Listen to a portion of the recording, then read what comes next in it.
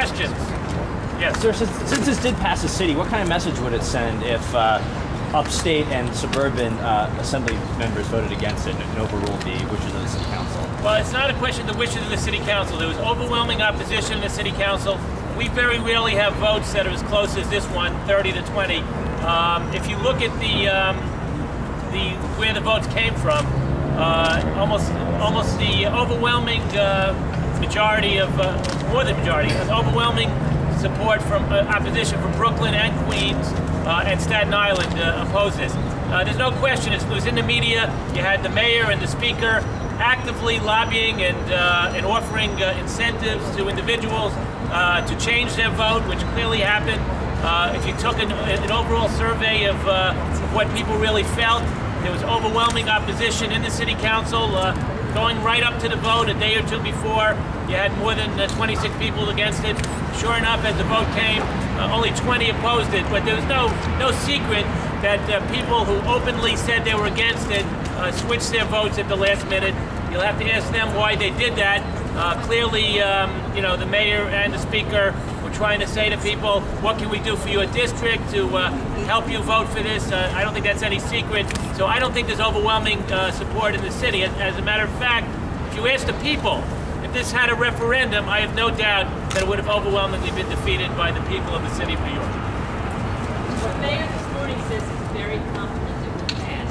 What's your gauge on it? What do you think? Well, everybody I've spoken to in the Assembly and Senate says the votes are not there. I think we heard from Senator Smith in the last day or two and that the minority leader of the state Senate that the votes aren't there. We've heard from a number of people in the state Assembly the votes aren't there. In the end, we'll know by tomorrow night. But right now, the votes aren't there. Will there be arm twisting? I don't know. But at this point, I still think it's a bad plan. It's not well thought out. It's not going to reduce congestion, and it's really an unfair tax. And if indeed it was such a slam dunk, they wouldn't be floating these various compromises out there, which are meant solely to be able to try to get votes. The basic message out there is that they are in trouble. They are hearing that repeatedly. We have seen that when the Democrats in conference in Albany spoke the other day that there were 52 individual members of the Assembly who rejected congestion pricing and only 18 who were firm advocates in terms of that. That says a lot.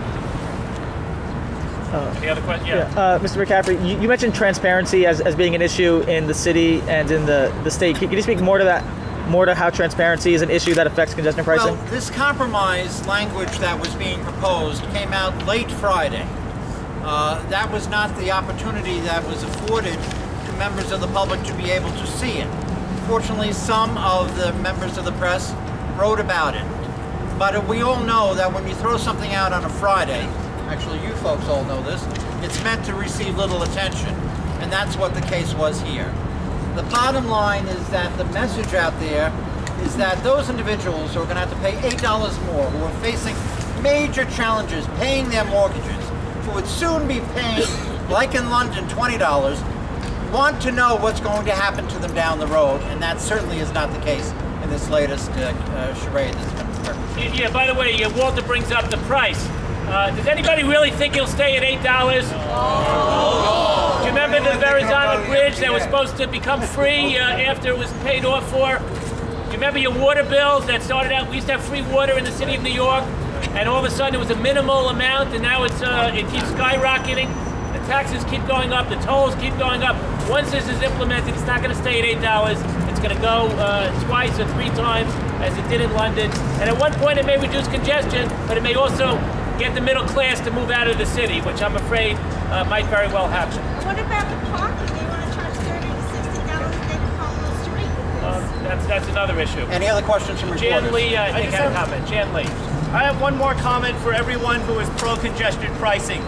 The people behind me represent small business of Lower Manhattan. They're out on a Sunday and a cold day. Where are the pro-congestion small businesses on your side at press conferences? They have never been photographed. These are the people who represent small business at Lower Manhattan. They took off time. That's how important it is to them. Pro-congestion pricing people do not have the support of small business in Manhattan. That's a visual that you guys need to put out there. Yeah. Any other questions?